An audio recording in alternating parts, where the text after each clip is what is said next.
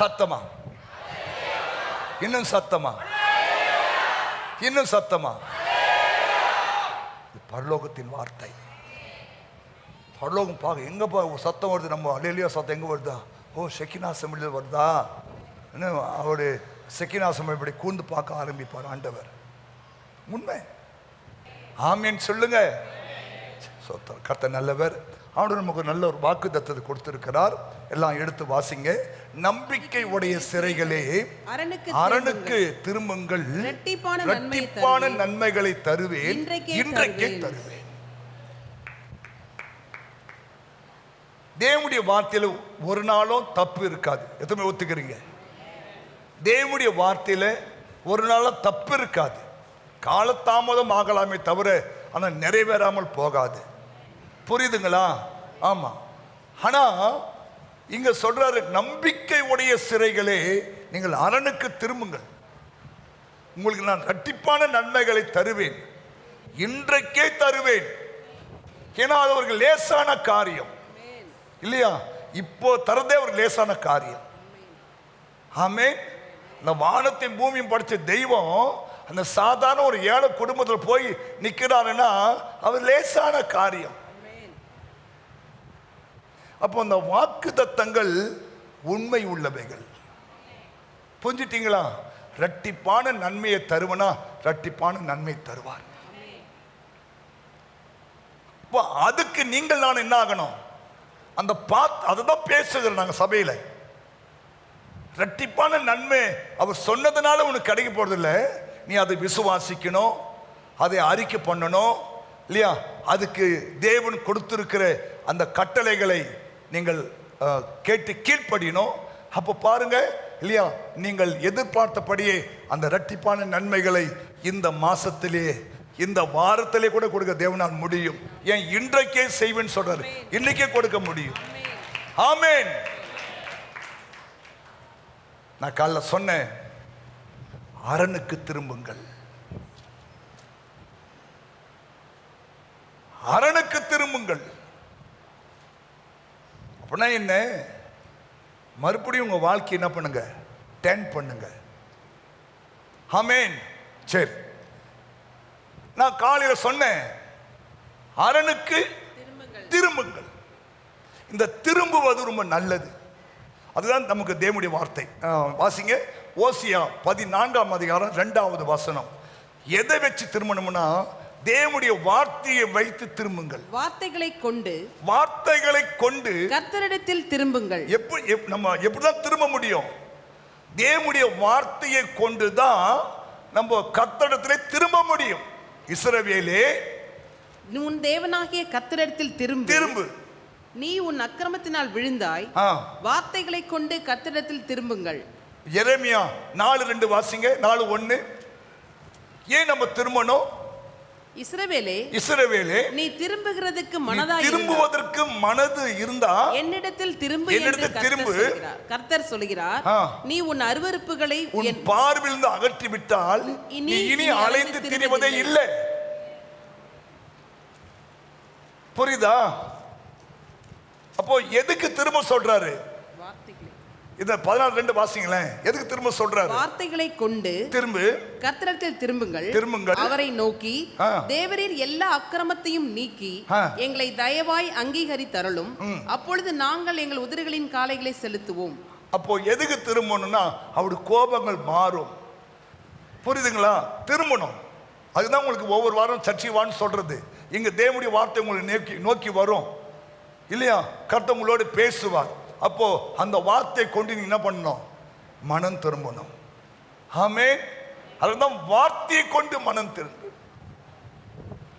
ஏன்னா மனம் திரும்புகிற ஒரு பாவி நிமித்தம் தான் உனக்கு சந்தோஷம் வரும். நீ மனம் திரும்ப பட்சத்தில் உனக்கு எத்தனை வருஷம் கோயில் வந்தாலும் உனக்கு சந்தோஷம், சமாதானம், சுகம், ஆரோக்கியம் வராது. நீ மனம் திரும்பிடணும். ஹல்லேலூயா. இயேசு கிறிஸ்து இந்த உலகத்தில் வந்து சொன்ன முதல் வார்த்தை மனம் திரும்புங்கள், பரலோக ராஜ்யம் சமீபமாக இருக்கிறது. மனம் திரும்பணும். நான் காலைல சொன்னேன், உங்கள் சீர்கேடுகளை விட்டு திரும்புங்கள். சீர்கேடு, கேடு, சீர்கேடு. உங்கள் சீர்கேடுகளை அந்த ஃபர்ஸ்ட் சர்வீஸ் மெசேஜை நீங்க யூடியூப்ல கேளுங்க. கேட்பீங்களா? கேளுங்க. உங்க நண்பர்களை அனுப்பி வைங்க.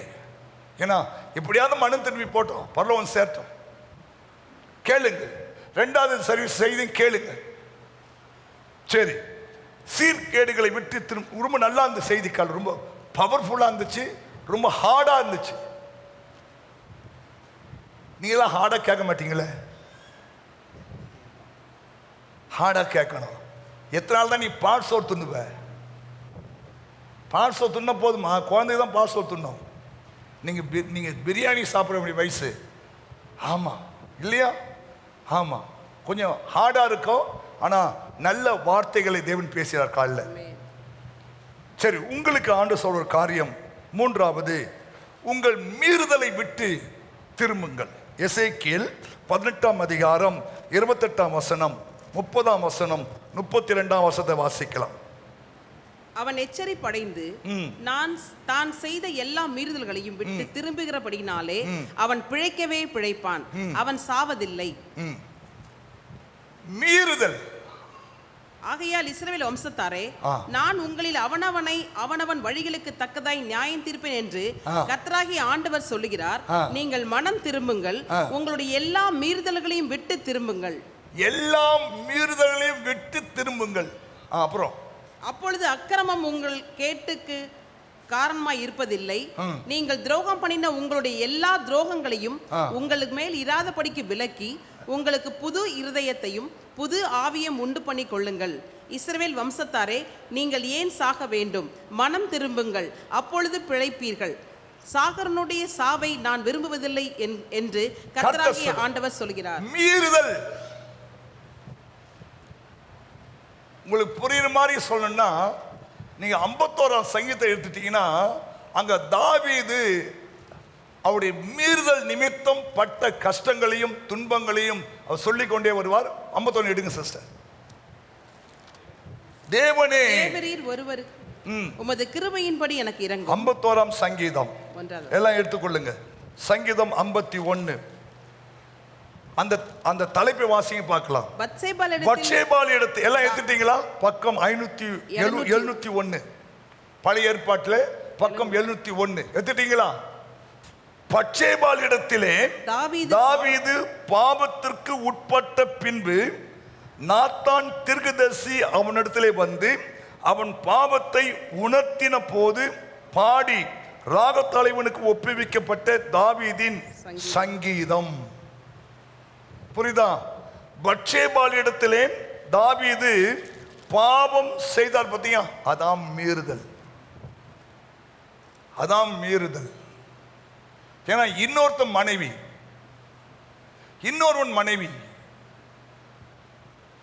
புரியுதா?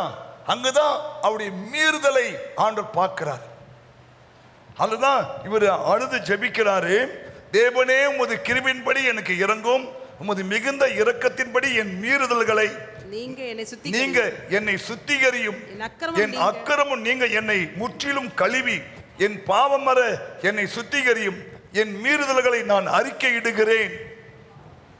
நான் பாவம் செய்து உமது கண்களுக்கு முன்பாக பொல்லாங்கானதை நடப்பித்தேன். நீர் பேசும்போது உம்முடைய நீதி விளங்கவும், நீர் நியாயம் தீர்க்கும் போது உம்முடைய பரிசுத்தம் விளங்கவும் இதை நான் அறிக்கையிடுகிறேன். இதோ நான் துர்க்குணத்திலே உருவானேன், என் தாய் என்னை பாவத்திலே கற்பம் தரித்தாள்.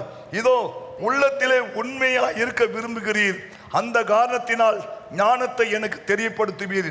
நீர் என்னை ஈசோப்பினால் சுத்திகரியும், அப்போது நான் சுத்தமாவேன்.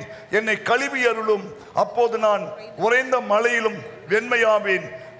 நான் சந்தோஷமும் மகிழ்ச்சியும் கேட்கும்படி செய்யும். ஏன்னா மீறுதல் செஞ்சா சந்தோஷம் மகிழ்ச்சியும் போயிடும். நான் சந்தோஷமும் மகிழ்ச்சியும் கேட்கும்படி செய்யும், அப்போது நீர் நொறுக்கின எலும்புகள் களி கூறும். என் பாவங்களை பாராதபடிக்கு நீர் உமது முகத்தை மறைத்து என் அக்கிரமங்களை எல்லாம் நீக்கி அருளும். தேவனே, சுத்த இருதயத்தை என்னிலே சிருஷ்டியும், நிலைவரமான ஆவியை என்னில் புதுப்பியும். உம்முடைய சமூகத்தை விட்டு என்னை தள்ளாமலும் உம்முடைய பரிசுத்த ஆவியை என்னிடத்திலிருந்து எடுத்துக்கொள்ளாமல் இரும். உமது ரட்சியத்தின் சந்தோஷத்தை திரும்பவும் எனக்கு தந்து உற்சாகமான ஆவி என்னை தாங்கும்படி செய்யும். அப்போது பாதகருக்கு உமது வழியை நான் உபதேசிப்பேன். பாவிகள் உம்மிடத்திலே மனம் திரும்புவார்கள். புரியுதா? அப்ப இந்த மீறுதல் என்ன தெரியுமா?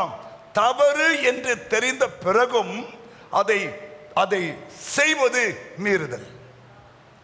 தவறு என்று தெரிந்து இல்லையா, நமக்கு எத்தனை முறை தவறுன்னு சில காரியம் தெரியும், ஆனா நம்ம என்ன பண்ணுவோம்? அதை செய்வோம். அதுதான் மீறுதல் இல்லையா? இன்னொரு மனைவியை அபகரிப்பது பாவம், விபச்சாரம் என்பது நல்லாவே தெரியும் தாவீதுக்கு. ஆனா அவனுடைய போராத காலமோ என்னமோ தெரியல இல்லையா? ஆண்டு சொல்றாரு, எப்பா இன்னும் கூட நான் இன்னொரு மனைவி கேட்டா கொடுத்துருப்பேனடா. அந்த காலத்துல இப்ப கிடையாது, இப்ப ஒன்னே ஒன்று தான், ஒருவனுக்கு ஒருத்தி தான் இல்லையா? நீ தாவீதன் கிடையாது. ஆமா, ஸ்தோத்திரம். ஆண்டு சொன்னாரு, நீ கேட்டா நான் உனக்கு இல்லையா, உனக்கு, ஏன்னா அவன் பிள்ளைக்கு 1000 மனைவி கொடுத்தாரு ஆண்டவர். அதனால குடிச்சாரா போனான் அவன். ஸ்தோத்திரம்.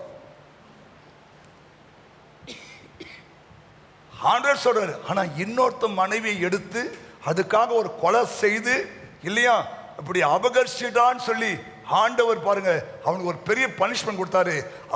அந்த பத்சேபாவுக்கு பிறந்த முதல் குழந்தை தேவன் அடிச்சாரு. அது கேவலமா இருந்து செத்து போச்சு. ஹலோ, தவறு என்று தெரிந்தும் நாம் அதில் துணிகரமாய் நிற்பது, செய்வது, அதுதான் மீறுதல். புரியுதுங்களா? புரியுதா?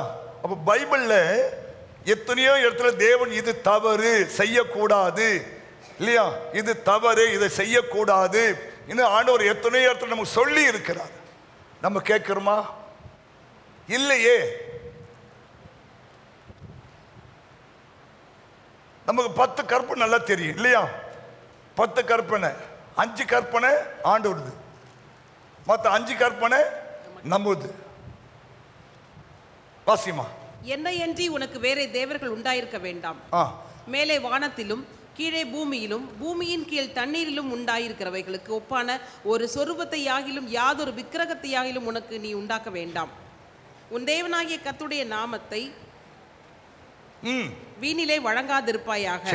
ஓய்வு நாளை பரிசுத்தமாய் ஆசரிக்க நினைப்பாயாக. கர்த்தர் ஓய்வு நாளை ஆசீர்வதித்து அதை பரிசுத்தமாக்கினார்.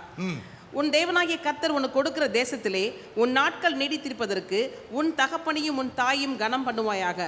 கொலை செய்யாதிருப்பாயாக, விபச்சாரம் செய்யாதிருப்பாயாக, களவு செய்யாதிருப்பாயாக, பிறனுக்கு விரோதமாய் பொய் சாட்சி சொல்லாதிருப்பாயாக, பிறனுடைய வீட்டை இச்சியாதிருப்பாயாக, பிறனுடைய மனைவியையும் அவனுடைய வேலைக்காரனையும் அவனுடைய வேலைக்காரியையும் அவனுடைய எருதையும் அவனுடைய கழுதையும் பின்னும் பிறனுக்குள்ள யாதொன்றையும் இச்சியாதிருப்பாயாக என்றார்.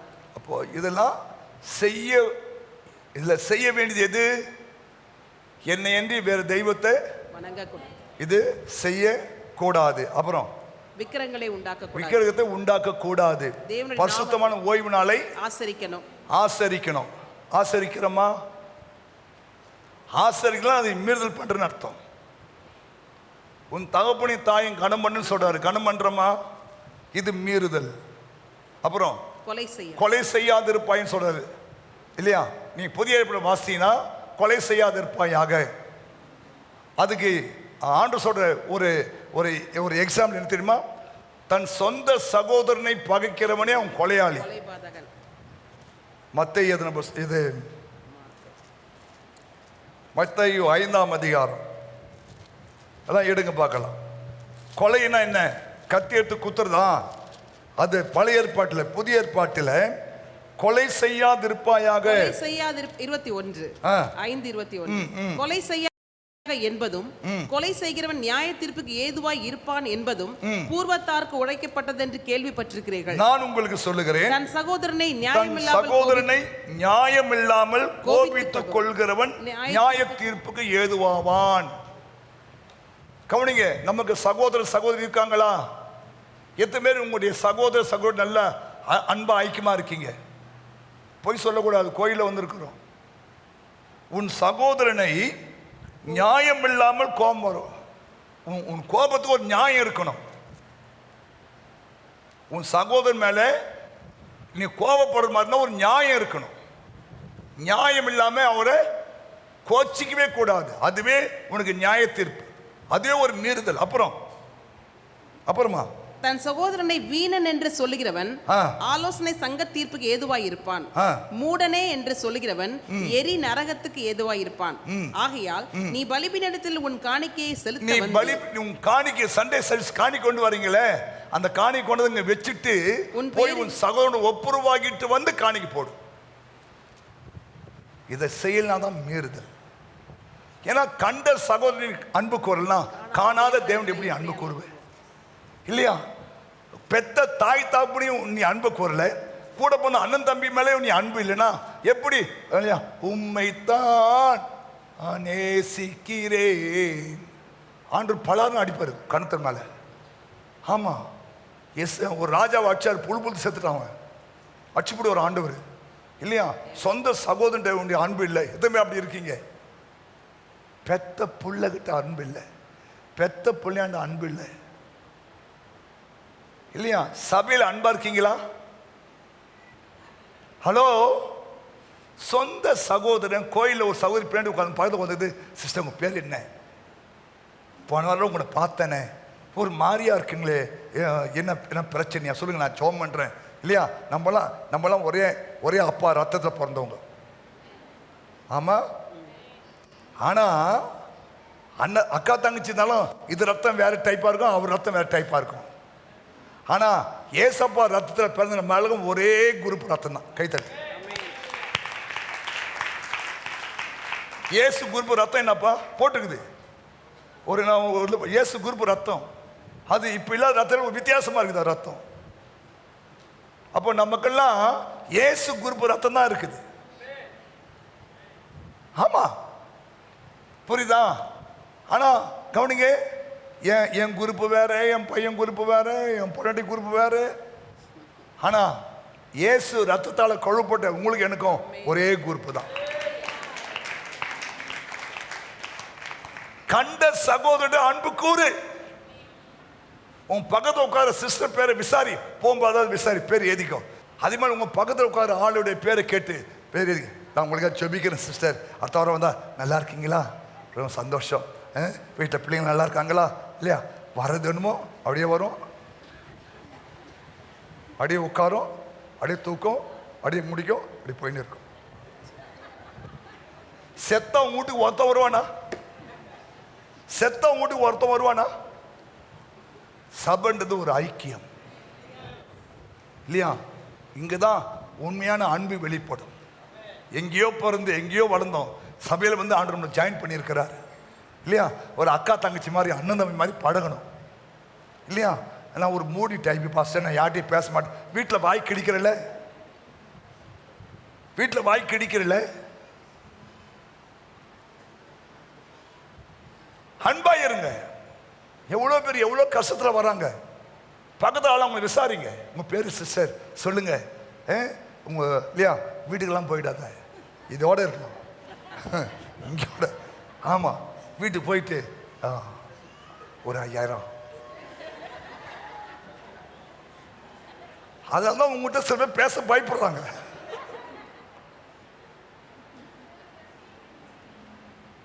அதுக்கெல்லாம் அவர் இருக்கிறார். வள்ளி கிறிஸ்துவின் அன்பு தான், லவ். நான் உனக்கா செபிக்கிறேன், நான் எனக்கா நீங்கள் எனக்கு ஜெபம் பண்ணுங்க இல்லையா? ஆமாம், ஸ்தோத்திரம். அதுதாங்க உண்மை. ஏன்னா நம்மளாம் கிறிஸ்தான் தலை, நம்மளாம் யாரு? அவருடைய அவயங்களாக இருக்கிறோம் இல்லையா? நீங்கள் ஒரு விரல், இவங்க ஒரு விரல், நம்ம ஒரு விரல், அவங்க ஒரு விரல், இவங்க ஒரு விரல், இவங்க ஒரு விரல், இவங்க ஒரு விரல் இல்லையா? அப்படி அவயங்களாக இருக்கிறோம். அவர் தலை, நம்ம எல்லாரும் யாரு? அவருக்கு அவயங்கள். ஒரு அவயம் பாடுபட்டா இன்னொரு அவயம் என்ன பண்ணோம்? பாடு பண்ணல. ஆமா, இங்க போன வாரம் சிஸ்டர் உங்களை காணுமே, புரியுதா? சிஸ்டர் உங்களை இந்த வாரம் பார்க்க முடியலையே, என்னாச்சு? சிஸ்டர் பயங்கர வியாதி பார்த்து சிஸ்டர் வர முடியல. அப்படியா? நான் ஜெபம் பண்றேன், முடிஞ்சா நான் வந்து உங்களை பார்க்கிறேன். இதான் லவ். அப்போ மீறுதல் என்ன? எதை தேவன் செய்ய சொன்னாரோ அதை செய்யாம போனா மீறுதல். எதை செய்ய வேண்டாம்னு சொன்னாரோ அதை செஞ்சா மீறுதல். புரியுதுங்களா? அதான் ஆண்டு சொல்றாரு, உன் மீறுதலை விட்டு திரும்பு.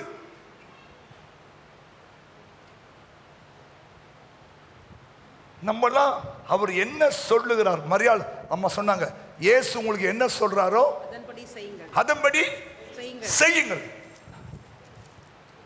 அங்க பாருங்க, மீறுதல் வரல பார்த்தீங்களா? மரியம்மா சொல்றாங்க, எப்பா இயேசு உங்களுக்கு என்ன சொல்றாரோ செய்யுங்கள். இப்ப இயேசு சொல்றாரு, வெளியே இருக்கிற கச்சாடி கொண்டு வந்து நிரப்புங்கள். கவனிங்க, ஏற்கனவே திராட்சை ரசம் இருந்த கச்சாடிகள் இருக்கு. ஆனா இயேசு சொல்றாரு, இப்போ வெளியே இருக்கிற கச்சாடி கொண்டு வந்து உள்ள. அந்த வேலைக்காரங்க ஒண்ணுமே பேசல, அப்படியே தான் வச்சாங்க. தண்ணி மொண்டு ஊத்துன்னு சொல்றாரு, ஊத்துனாங்க. மொண்டு கொண்டு போய் விசாரிப்பு காட்டு கொடுன்னு சொல்றாரு, கொடுக்குறாங்க. தண்ணீர் ஏன் அங்க மீறுதலே இல்லை பாருங்க. நீ அந்த 10 கொஸ்டின் கேட்டிருப்ப, இயேசுவே இன்னும் கொஞ்சம் சென்ஸ் இல்லாமல் பேசுறீங்க. உள்ள ஏற்கனவே திராட்சரசம் வச்சு சாடி இருக்குது இல்லையா, அதை விட்டுட்டு வெளியே இருக்கிற கச்சாடி கொண்டு போய் உள்ள வைக்க சொல்றீங்க. நம்மளால முடியாது ஆண்டவரே, செய்ய முடியாது. அப்படி என்ன வச்சுக்கா, அப்படியா எப்படி இருந்தா இதான் மீறுதல். ஏன் நமக்கு சின்ன சின்ன வியாதிகள் வருதுன்னா மீறுதல் தான். ஒரு வியாதிப்பட்டால் சபை மூப்பனை வரவழைக்கணும். கூப்பிடுறியா? ஒரு வியாதிப்பட்டால் சபை மூப்பனுக்கு தெரிவிக்கணும் இல்லையா? துன்பப்பட்டால் ஜெபம் பண்ணு, ஜெபம் பண்ணலாம் மீறுதல். வியாதிப்பட்டால் சபை மூப்பனுக்கு தெரிவிக்கணும், தெரிவிக்கலாம் மீறுதல். வாசிமா, உங்களில் ஒருவன் துன்பப்பட்டால் ஜெபம் பண்ண கடவன். சரி, அது செய்து கிடையாது. துன்பப்பட்ட ஜெபம் பண்ணது கிடையாது, மகிழ்ச்சியா இருந்தாலும் சங்கீதம் பார்த்து கிடையாது. எப்பதான் அப்படி இந்த 6 o'clock மூஞ்சிங்கள என்னம்மா ஒரு மாதிரி வாயில புண்ணா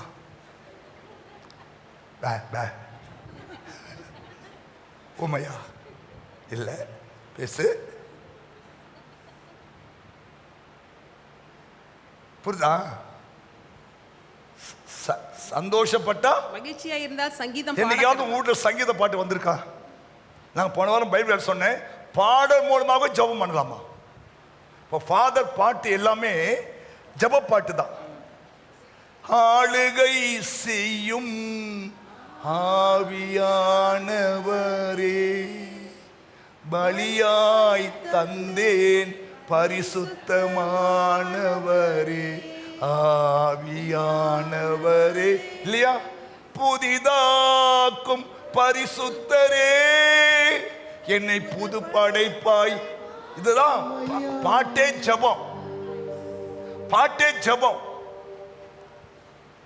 உடைத்துவிடும், உருமாற்றும், பண்படுத்தும், பயன்படுத்தும், என்னை ஆளுகை. ஒவ்வொரு நாளும் உன்னை அவர் ஆளுகை செய்யணும். அப்ப பிசாசு வீட்டுக்குள்ள வரமாட்டான், சத்துரு வராது, வியாதி வராது, பலவீனம் வராது, போராட்டம் வராது. ஏன்னா உன்னை அவர் ஆளுகை செய்யறாரு. புரியுதா? நீங்களே உங்களை ஆளுகை செய்யும் போது தான் சம்திங் ஆள் உள்ள வருவான். ஏன்னா உன் சுய புத்தி நீ நடக்க ஆரம்பிக்கிற. இப்ப சொல்றாரு, சங்கீதம் பாடு. உங்களில் ஒருவன் வியாதிப்பட்டால் அவன் சபையின் மூப்பர்களை வரவழைப்பானாக, வரவழைக்கணும். அவர்கள் கர்த்தருடைய நாமத்தினாலே அவனுக்கு எண்ணெய் பூசி அவனுக்காக ஜெபம் என்ன பண்ணுவோம்? வந்து எண்ணெய் பூசி ஜெபம் பண்ண, ஜெபம் பண்ணுவோம், அவ்வளவுதான். பைபிள் சொல்லுது, அப்பொழுது அவன் விசுவாசமுள்ள ஜெபம் பின்னாடி ரட்சிக்கும், கர்த்தர் எழுப்புவார். அவன் பாவம் செஞ்சிருந்தானா அது அவனுக்கு மன்னிக்கப்படும். நீதிமான் செய்கிற ஊக்கமான மிகவும் பலன் உள்ளது. நீங்கள் சொஸ்தை அடைய முடியும். உங்கள் குற்றங்களை ஒருவருக்கொருவர் அறிக்கையிட்டு உங்களுடைய பாவங்களுக்காய் ஜெபம் பண்ணு. இதெல்லாம் இந்த சுகமாவதுக்கு வேண்டிய காரியங்கள். புரியுதா? புரியுதா? இதை நீ செய்யலனாவே மீறுதல். ஏன்னா நீ செய்யணும்னு சொல்றாரு ஆண்டவர். மூப்பனை கூப்பிடு, அவங்க எண்ணெய் பூசி ஜெபம் பண்ணுவாங்க. அப்போ விசுவாசம் பின்னாடி ரட்சிக்கும் இல்லையா? நீ குற்றத்தை என்ன பண்ண அறிக்கை பண்ணணும். அப்போ ஊக்கமான ஜெபம் உனக்கு உதவி செய்யும். இதை நம்ம செய்யலைன்னா தான் மீறுதல். ஆமா சொல்லுங்களேன். ஆமா, பைபிள் சொல்லுதுங்க பல காரியம் நீங்க இதை செய்யணும், செய்யக்கூடாது. இப்போ ஆசீர்வாதத்துக்கு ஒன்று கொடுப்பது, புரியுதா? இதை நம்ம செய்யணும். செய்யலைன்னா நீ மீறுதலுக்குள்ள போற, புரியுதா? அதான் நமக்கு அவரு நிறைய உதாரணம் காட்டுறாரு. சாரி பார்த்து விதவையை காட்டினாரு, அந்த அந்த மரிச்சு போன ஊழியக்காரனுடைய மனைவியை உதாரணமாக காட்டுறாரு இல்லையா? ஸ்தோத்திரம். 2 கொரிந்தியர் 8ஆம் அதிகாரத்தில் மக்கத்தோனியா சபையாரை காட்டுறாரு இல்லையா? இவ்வளவு கஷ்டத்தின் மத்தியிலும் தரித்திரத்தின் மத்தியிலும் தேவனுக்கு கொடுக்கிற விஷயத்துல அவங்க ரொம்ப சந்தோஷமா இருந்தாங்க இல்லையா? இப்படிலாம் நீங்க செய்யுங்க இல்லையா? விதைக்கிறவங்க நான் விதையை கொடுப்பேன், புசிக்கிறதுக்கு நான் ஆகாரம் கொடுப்பேன்னு ஆண்டவர் சொல்றதை நம்ம கேட்டு கீழ்ப்படியணும். எப்படி கொடுப்பாரு அவரு? ஏதா கொடுப்பாரு அவரு இல்லையா? இதெல்லாம் நீ கொஸ்டின் கேட்டா உனக்கு நீ மீறுதலுக்குள்ள போறன்னு அர்த்தம். மீறுதல் என்றாலே என்னன்னா, எதை தேவன் செய்ய வேண்டாம் சொன்னாலும் செய்யக்கூடாது, எதை செய்யன்னு சொல்றாரோ அதை செஞ்சிடணும். சிஎஸ் சபையெல்லாம் பண்ண ஒரு ஜெபம் செய்வாங்க. ஆண்டவரே, செய்யத்தக்கதை நான் செய்யாமல் செய்யத்தகாதை செய்து வந்தேன், எனக்கு சுகமே இல்லை. எப்படி சுகம் வரும்? அதை மீறுதல் பண்ணிட்டியே. செய்யத்தக்கதை செய்யாமல் இருப்பதும் பாவம், செய்யத்தகாதை செய்வதும் பாவம். ஹலோ பிரதர், புரியுதா? செய்யத்தக்கதை செய்யாமல் இருப்பதும் பாவம், செய்யத்தகாததை செய்வதும் பாவம். புரியுதா? செய்யக்கூடாது. நேற்று ஒரு பத்திரிகை வந்துச்சு, 72 மணி நேரம் வாலிபர்களோ புருஷரோ செல்போன் பார்க்காம இருங்க. என்ன சொல்றாரு? நம்ம இருப்போமா? சோறு இல்லைனா கூட இருப்போம் பாஸ்டர். எனக்கு பொண்டாட்டினா கூட பரவாயில்ல பாஸ்டர், எனக்கு செல்போன் இருக்கணும் பாஸ்டர். அப்போ இது பாவம், இது மீறுதல் இல்லையா? சில பேர் தலைக்காணி பகுதியை வச்சுக்கிறான், டப்புன்னு வச்சு செத்து போயிடலாம். நீங்க படுக்கிறதுக்கு முன்னாடியே செல்போனை ஆஃப் பண்ணி 1 மணி நேரத்துக்கு முன்னாடி எட்ட வச்சிருந்தோமா? நம்ம என்ன போடுறோம்? 12 மணி வரைக்கும். அப்புறம் கண்ணையை ஆப்ரேஷன் பண்ண சொல்றாரு டாக்டர். கண் ஆப்ரேஷன். சார், உங்கள் கண் பார்வை கொஞ்சம் மங்களா இருக்குது இல்லையா? இந்த நரம்பெல்லாம் கொஞ்சம் வலிக்கிற மாதிரி இருக்குது இல்லையா? அந்த கண்ணுக்கு உள்ள ஊசி போடணும். கடவுளே, ஒரு ஊசி விலை வந்து 65,000 ரூபாவா அந்த கண்ணுக்குள்ளே போடுவாங்களாம். அந்த நரம்பு உனக்கு வரக்கூடாது இல்லையா? 8 மணி ஆனால் செல்போன் தூக்கி ஓரம் வச்சுட்டு மனைவியோட பேசி பிள்ளைங்களோட பேசி ஜோமெண்ட் படு. செய்ய மாட்டேன், போ போ. ஊசி கண்ணில் ஊசி குத்துவாங்க. தேவையா? அன்னைக்கே எங்கள் பாச சொன்னார் கண்ணில் ஊசி குத்துவாங்கன்னு. நான் தான் கேட்கல. நீ என்னைக்கு கேட்டுக்கிற? நீ கேட்க போற? நான் என் பேச்சையே கேட்க மாட்டேன் இல்லையா? புரிஞ்சுட்டா? ஆமா. அப்போ அப்படி வாழணுங்க. உண்மையா மீறு செய்யக்கூடாது. உன் பேரை நான் பெருமைப்படுத்த சொன்னேன் இல்லையா ஆண்டவரே? ஏன்னா உன் பேரை பெருமைப்படுத்திருக்காரா? ஏன் பெருமைப்படுத்தலை? ஏங்க பெருமைப்படுத்தலை? என்ன பேர் பெருமைப்படுத்திருக்காரு? அவளா சண்டைக்காரியும் கோபக்காரியும் வீட்டில் இருப்பதை காட்டிலும் மனதில் இருப்பது நலம். சண்டைக்காரி பாஸ்டர், கோபக்காரி பாஸ்டர், ஐயோ அவரு பேச முடியாது பாஸ்டர், அவர் பச்சேரி பாஸ்டர். பச்சேரி தானே? பஜேரி. ஓ பச்சேரி, பஜேரி. ஐயோ கர்த்தாவே, ஐயோ அவங்க அம்மா அவளை பெத்தாளா உருவாக்கினாலா தெரியல. ஐயோ பாஸ்டர், அவளுக்கு வாய் இருக்கு பாரு பாஸ்டர் இல்லையா? ஏமா நீ கிறிஸ்தவமா, உன்னை இப்படிலாம் கெட்ட பேர் சொல்லக்கூடாது. சிஸ்டா நல்லவங்க, அவங்க போகிறதுன்னு தெரியாது வர்றதுன்னு தெரியாது. அவங்க வீட்டில் எப்போ பார்த்தாலும் ஒரு ஸ்தோத்திர சத்தமே கேட்டு கிடக்கும். ஜெபம் பண்ணுவாங்க இல்லையா? யாருக்குன்னா ஒன்றுனா ஓடி வருவாங்க ஜெபம் பண்ணுறதுக்கு. அதுக்காக எப்படி நல்லா இருக்குது? அவளா அவளா நான் சொன்னேன்னு சொல்லாதீங்க சார். ஆனால் நான் சொன்னேன்னு அவ கேள்விப்பட்டான்னா என்னை உண்டுன்னு ஆக்கிடுவான். இப்படி சில கூட்டம் இருக்குது. அந்த சிஸ்டா ரொம்ப நல்லவங்க சார். அதாங்க சாட்சி. அப்போ இல்லையா? இதான் மீறுதல். மீறுதல் என்ன? ஆண்டவர் எதெல்லாம் செய்ய சொன்னாரோ அதை செய்யணும், எதெல்லாம் செய்ய வேணான்னு சொன்னாரோ அதெல்லாம் செய்யாம இருக்கிறதே நீங்கள் மீறுதல். திரும்பு, இது வரைக்கும் நீங்க அப்படி இருந்தா திரும்பு, அப்பதான் உனக்கு இரட்டிப்பான நன்மை தருவேன்னு சொல்ற ஆண்டவர். திரும்பு. அல்லேலூயா. திரும்பணும். நம்ம இருதை கடினப்படுத்தக்கூடாது. 10 முறை ஆண்டவர் அற்புதம் செய்யறாரு, பார்வோன் பாருங்க தான் இருத்தை அப்படியே கடினப்படுத்துறான். கடைசியை வச்சு வாங்கினார் இல்லையா? எப்பா ஓடி போடுங்கடா, ஓடி போங்கடா, ஓடி போங்கடா. ஏன்? அது முன்னாடி செஞ்சிருந்தா புள்ள செத்த பிறகு நம்ம புத்தி வந்தவனுக்கு தேவன் செய்யக்கூடாதுன்னு சொன்னார்னா செய்யக்கூடாது. ஆமென் சொல்லுங்க. ஹல்லேலூயா. ஏன்? பாவம் அது பிளஸ் ஆகி மீறுதலுக்குள்ள வந்துடும். அல்லதான் தாவீது சொல்றாரு, பிழைகளை உணர்கிறவன் யார்? மறைவான குற்றங்களுக்கு என்னை நீங்களாக்கும், துணிகரமான பாவத்துக்கு அடியேனை விலக்கி காத்து. ஏன்? பிழை, குற்றம், துணிகரம். மறைவான மறைவான பிழை. அம்மா, பிழைகளை உணர்கிறவன் யார்? மறைவான குற்றங்கள், துணிகரமான பாவங்கள். திடீர்னு யாரும் மீறுதல் செய்ய மாட்டாங்க. சின்ன பிழை மாதிரி தெரியும், அது ரப்பர் வச்சு என்ன பண்ணலாம்? அழிச்சிடலாம். அதுதான் சின்ன பசங்களுக்கு ரப்பர் வச்சு பேனா கொடுப்போம், ரப்பர் வச்சு இங்கு. ஏன்னா அந்த பிள்ளைங்க அப்பப்போ தப்பு பண்ணும், அப்போ என்ன பண்ணோம்? ரப்பர் அழிச்சிடும். 5, 6ஆம் கிளாஸ் வந்துட்டா பேனா அழிக்கவே முடியாது. புரியுதா? இப்போ உனக்கு பேனா ஏதிட்டா அழிக்க முடியாது. நீ இன்னும் நீ ரப்பர் பென்சில் மாதிரி வைக்கணும்னு ஆசைப்படுற, இல்லை உத கொடுப்பார் ஆண்டவர். இப்போ நீ பேனா, ஏன்? அது எழுதனா அழிக்க முடியாது. ஹலோ, மீறுதல். மீறுதல் தான் பேனா மாதிரி எழுதிட்டா அழியாது, டைப் பண்ணிட்டா இன்னும் அழியாது, தோத்துரும். புரியுதுங்களா? உங்களை ஆண்டவர் தம் கையில டைப் பண்ணி வச்சிருக்கிறார், உள்ளங்கையில வரைந்து இருக்கிறார். மீறுதலை செய்யவே கூடாது. ஒரு வசனத்தை நம்ம வாசிக்கலாம், 2 நாளாகமம் 26 தெரியும் நமக்கு, 16 to 18. அவன் பலப்பட்ட போது தனக்கு கேடு உண்டாகும் மட்டும் அவனுடைய மனம் மேட்டிமையாகி தன் தேவனாகிய கர்த்தருக்கு விரோதமாக மீறுதல் செய்து தூப பீடத்தின் மேல் தூபம் காட்ட கர்த்தருடைய ஆலயத்திற்குள் பிரவேசித்தான். கவனிங்க, இவர் யாரு? ராஜா.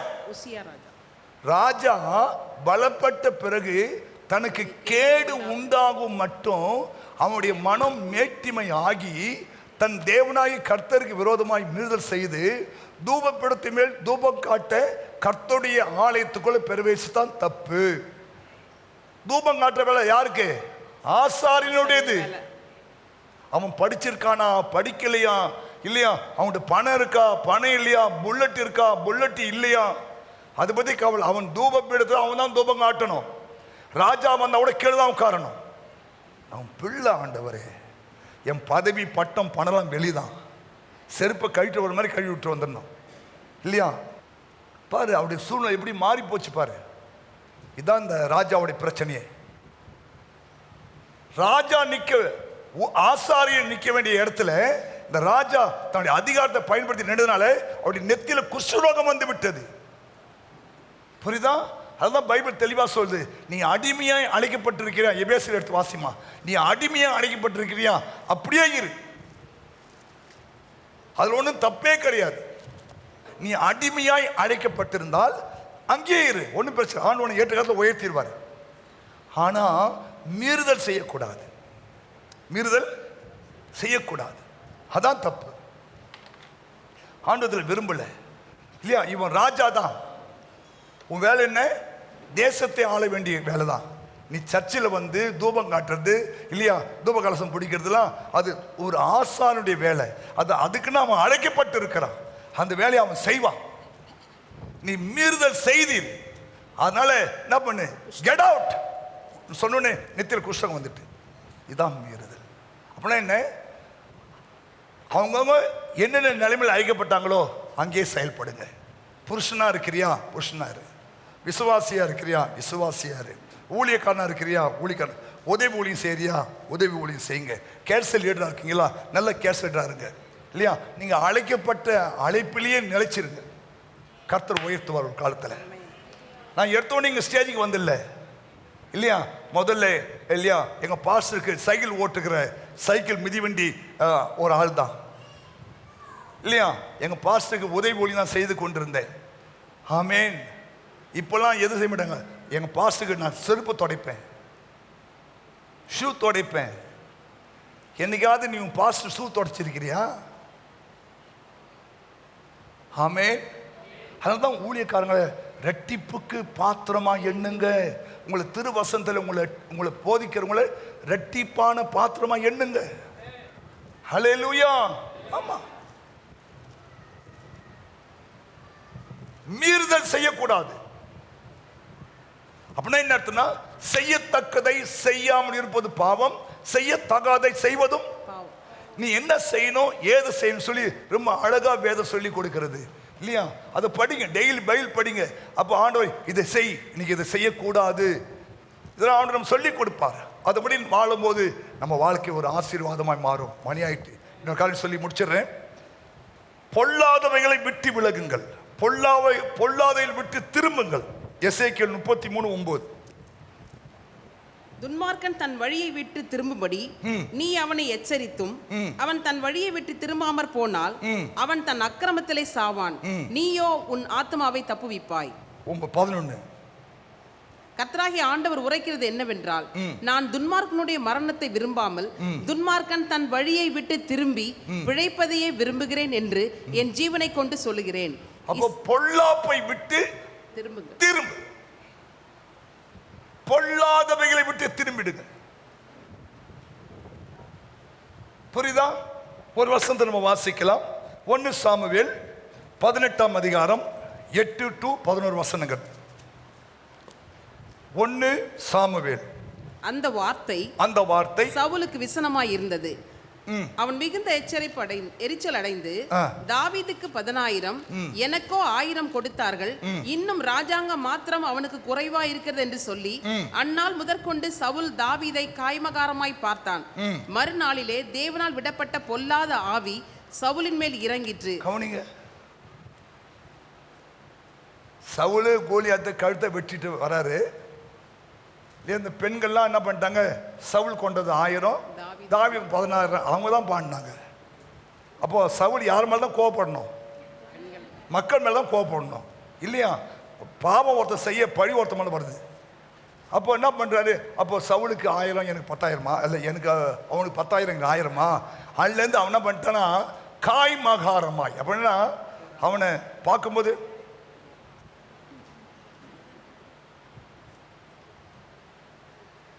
ஆண்டவர் நம்முடைய ஆவியை நிறுத்து பார்ப்பாரா. புரியுதா? அவர் தம் ஆவியை நிறுத்து பார்ப்பார். நீ காய் மகாரமா பார்க்கறியா, இல்லை நல்லா இன்னைக்கு வாசனம் பண்ண நல்லவன் கர்த்தரிடத்திலே தயை பெறுவான்.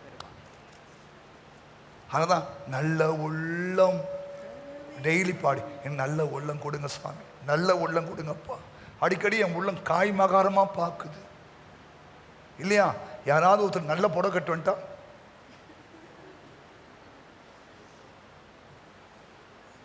ஒரு கடனோட வாங்கி ஒரு வண்டி வாங்கிட்டு வந்திருக்கோம், இதெல்லாம் காய் மகாரமாக பார்க்குது.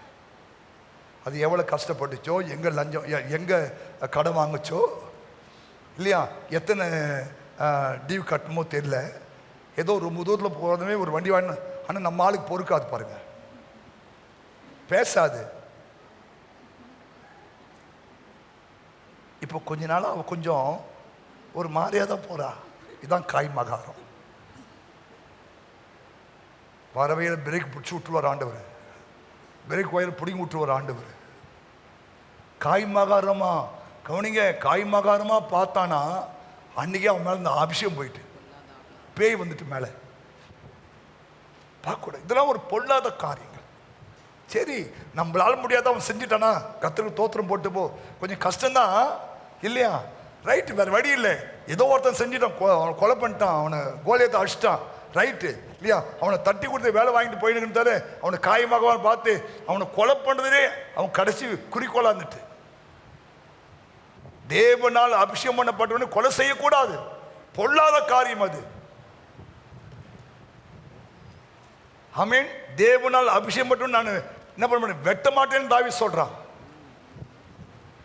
அதனால இல்லையா, இந்த மாதிரி காய் மகாரமாய் பார்க்கறது இல்லையா, அவங்கள கொலை பண்ண யோசிக்கிறது, அதெல்லாம் செய்யக்கூடாது. பொல்லாத காரியம். நம்மளாம் தேவனுடைய பிள்ளைகள். கிறிஸ்து இயேசு இந்த சிந்தை தான் உனக்குள்ள இருக்கணும். ஆமா, இப்போ இந்த அம்மாவை இயேசு எப்படி பார்ப்பாரு, இந்த அம்மாவை இயேசு எப்படி பார்ப்பாரு, அந்த அம்மாவை இயேசு எப்படி பார்ப்பாரு, இந்த அம்மாவை இயேசு எப்படி பார்ப்பாரு, இவங்களை இயேசு எப்படி பார்ப்பாரு, அந்த அம்மா இயேசு எப்படி பார்ப்பாரு, அப்படிதான் நம்ம பார்க்கணும். புள்ளியா நம்ம காய் மகாரமா பார்க்க கூடாது. ஏன்னா உன் நினைவு வேறு, அவங்க நினைவு வேறு. உன் எண்ணம் வேறு, அவங்க எண்ணம் வேறு. உன் கஷ்டம் வேறு, அவங்க கஷ்டம் வேறு. பொல்லாத நினைக்க கூடாது. புரியுதா? பொல்லாதவர்களை விட்டு திரும்பு. இன்னொரு வசனத்தை நம்ம வாசிக்கலாம். 2 சாமுவேல் 11:27. துக்கநாள் சென்ற பின்பு தாவீது அவளை அழைத்தனுப்பி தன் வீட்டிலே சேர்த்துக் கொண்டான். அவள் அவனுக்கு மனைவியாகி அவனுக்கு ஒரு குமாரனை பெற்றாள். தாவீது செய்த இந்த காரியம் கர்த்தரின் பார்வைக்கு பொல்லாதா இருந்தது. கவனிங்க, நீ ராஜாவா இருந்தா கூட, தேவனுடைய இருதயத்துக்கு ஏற்றவனா இருந்தா கூட இல்லையா, கவனியா, இன்னொருத்தர் மனைவியை அடைவது தேவனுக்கு பொல்லாப்பாய் தோன்றும். புரிஞ்சுட்டா? இந்த பட்சேபாலுக்காக ஒரு அவன் புருஷனையே கொலை பண்ணிட்டான். இது அவன் பார்வைக்கு நல்லா தெரியலாம், ஆனா கர்த்தருடைய பார்வைக்கு பொல்லாப்பாய் தெரிந்தபடினாலே பட்சேபாலுக்கு பிறந்த முதல் குழந்தை தேவன் அடித்தார். அந்த குழந்தை கேவலமா இருந்து செத்து போச்சு. ஏன்? பொல்லாப்பு செய்யக்கூடாது. நீங்க பொல்லாத வழி விட்டு திரும்பணும். அதுதான் நம்ம சர்ச்சைக்கு வரோம் இல்லையா? ஏன்னா தாவீது சொல்றாரு, என் தாய் என்னை பாவத்தில் தான் கர்ப்பம் தரிச்சிருக்கிறார். நமக்குள்ள ஜென்ம சுபாவங்கள் இருக்கும். இந்த சர்ச்சை வரும்போது தேவனுடைய வார்த்தை கேட்கும்போது அந்த சுபாவங்கள் கொஞ்சம் கொஞ்சமா அழியும். புரியுதா? இந்த ஜென்ம சுபாவம் நம்ம கூடவே இருக்காது. ஆனா கர்த்தருடைய வார்த்தை தான் அது என்ன பண்ணும்? கட் பண்ணி கட் பண்ணி கட் பண்ணி கட் பண்ணி உன்னை பூரணமாய் மாற்றும். புரியுதுங்களா? அதெல்லாம் சில சமயம் நம்முடைய ஜென்ம சுபாவம் வெளிப்படும். பாருங்க, ஜென்ம சுபாவத்துக்கு இடம் கொடுக்க கூடாது. என்னைக்கு நம்ம சர்ச்சைக்கு வந்து மனம் திரும்பி இயேசு ஏற்றுக்கொண்டு ஞானஸ்தானம் பெற்று அபிஷேகம் பெற்றோமோ இல்லையா, நம்ம வாழ்க்கையில் இருக்கிற அந்த ஜென்ம சுபாவங்கள், அந்த பொல்லாத காரியங்கள்லாம் விட்டு விலகி தேவனுக்கு முன்பாக இல்லையா, நம்ம ஒரு நல்ல மனவாட்டியா இருக்க கற்றுக்கொள்ள வேண்டும். ஒரு மணவாளன் வரப்போறாரு இல்லையா, உன்னை தேவன் அலங்கரிச்சு கொண்டிருக்கிறார். இப்போ பொண்ணு சாயங்காலம் கல்யாணம்னா மதியம் 12 மணிக்கு போயிடும் மேக்கப் போடுறதுக்கு. ஒரு 4 மணி நேரம் தேய்ச்சி கீச்சி என்ன பண்ணும், ஒரு 6 மணிக்கெல்லாம் அப்படியே பட்டை தீட்டி அப்படியே பல பண்ண தான் வச்சிருவான். ஆனால் இயேசுநாதர் உன்னையும் என்னையும் 2000 வருஷமா பட்டை தீட்டுறாரு. 2000 வருஷமா உன்னை ஆண்டு என்ன பண்றாரு? உனக்கு மேக்கப் போட்டுருக்காரு. பாருங்க, இன்னும் சுபாவம் மாறல. ராஜாவை சந்திக்கினா கூட 6 மாசம் வெள்ளை போடத்துலையும் 6 மாசம் தூப கற்பத்திலையும் இருக்கணும்னு அங்க எஸ்தரை 1 வருஷம் ராஜாவுக்கு முன்னாடி அனுப்புறதுக்கு மேக்கப் போட்டாங்களா, அவளை உருவாக்குனாங்களா? இருக்க படிமா. ஒவ்வொரு பெண்ணும் 6 மாதம் வெள்ளை போல தைலத்தினாலும் 6 மாதம் சுகந்த வர்க்கங்களினாலும் ஸ்திரீகளுக்குரிய மற்ற சுத்திகரிப்புகளினாலும் ஜோடிக்கப்படுகிற நாட்கள் நிறைவேறி இவ்விதம் 1 வருஷம் 6 மாத சுகந்த வர்க்கங்கள் 6 மாசம் ஸ்திரீகளின் முறைமைகளின்படியே 12 மாதமாக செய்யப்பட்ட 12 மாசம் 1 வருஷம். அப்போ 1 வருஷம் இந்த பெண்ணை உருவாக்கி தான் ராஜா கிட்ட அனுப்புவாங்களாம். அப்போ ஒரு ராஜா கிட்ட அனுப்புறதுக்கே 1 வருஷம் டைம். உன்னை ராஜாதி ராஜாவுக்காக உன்னை மனவாட்டியா தேவன் தெரிந்து கொண்டிருக்கிறார். அதுதான் ஒவ்வொரு வாரமும் ஆலயத்துக்கு வந்து ராஜா விரும்பாத அந்த ஜென்ம சுபாவங்கள், அந்த பொல்லாத காரியத்தெல்லாம் விட்டு விலகி நம்ம இயேசு ராஜா வரும்போது இல்லையா, அவர் இருக்கிற வண்ணமாகவே நாம் அவரை தரிசிக்கணும். கைதட்டுங்க பார்க்கலாம்.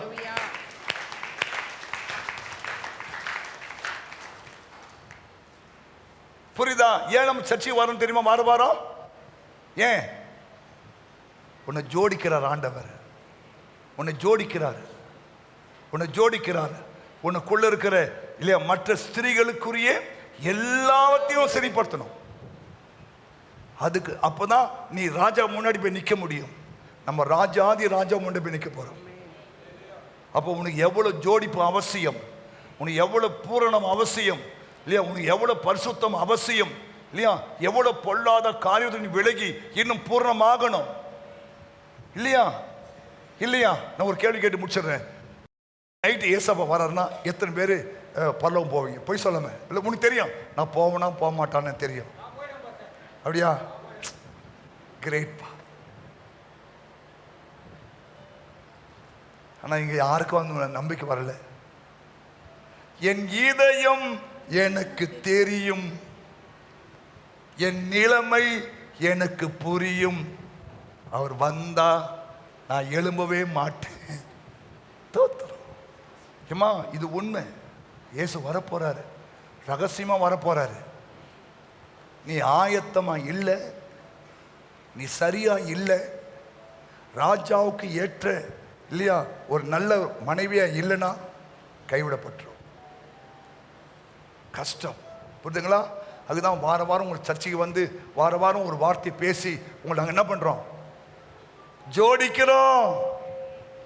இது ஒரு beauty parlour, spiritual beauty parlour.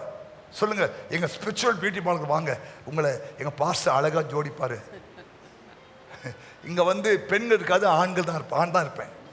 ஒரு வாரம் பாஸ்டர்மா ஜோடிப்பாங்க, ஒரு வாரம் நான் ஜோடிப்பேன், நான் 3 வாரம் ஜோடிப்பேன், 1 வாரம் ஜோடிப்பாங்க. ஆனால் வார வாரம் நீங்க வந்து என்ன பண்ணணும்? இங்க வந்து பூரணமாகணும், முழுமையாகணும். இல்லைன்னா நீ அந்த ராஜாதி ராஜாவை பார்ப்பது முடியாத ஒரு காரியம். ஆமென். எத்தனை பேர் ஒத்துக்கிறீங்க? ஆமா பாஸ்டர், நான் பொல்லாதெல்லாம் விட்டு திரும்பினோம் பாஸ்டர். இல்லையா? பொல்லாத காரியம் நமக்குள்ள வரக்கூடாது. ஆமென். மணி ஆயிட்டு, நம்மளாம் ஏந்துக்கலாம். உங்களுக்கு 2 காரியம் சொல்லிடுறேன். ஒன்று துர்க்கிரிகளை மீறுதலை விட்டு திரும்புங்கள், பொல்லாதகளை விட்டு திரும்புங்கள். உங்களுக்கு 4 காரியம். ஒன்று சீர்கேடுகளை விட்டு விலகுங்கள், விக்கிரகத்தை விட்டு விலகுங்கள், மீறுதலை விட்டு விலகுங்கள், பொல்லாதை விட்டு விலகுங்கள்.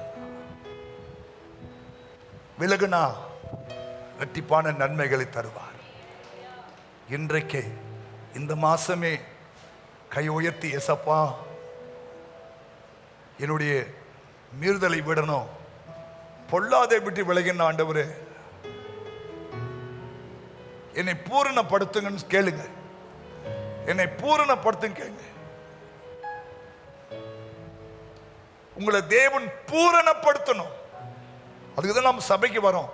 ஒவ்வொரு வாரமும் ஒவ்வொரு காரியங்களை சொல்லி கர்த்தர் நம்மளை பூரணப்படுத்தி கொண்டே வருவார். கை உயர்த்தி, ஏசப்பா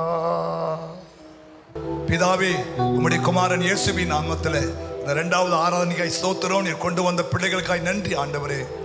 ஆண்டவரே, ஆமா, அரணுக்கு திரும்புங்கள் என்ற தலைப்பில் இன்னைக்கு இந்த மக்களோடு நாங்கள் பேசி இருக்கிறோம். ஆண்டவரே ஏசப்பா ஸ்தோத்திரம்.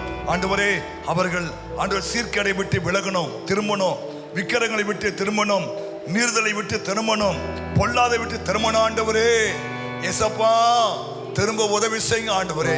மனம் திரும்ப உதவி செய்யுங்க ஆண்டவரே. கர்த்தருக்கு ஏற்ற புது வாழ்வு வாழ உதவி செய்யுங்க ஆண்டவரே. ஆண்டவரே உதவி செய்யுங்க ஆண்டவரே. இயேசுவின் நாமத்தில் உதவி செய்யுங்க ஆண்டவரே. ஒரு நாள் இவர்கள் பிசாசுக்கு இடம் கொடுக்க கூடாது ஆண்டவரே.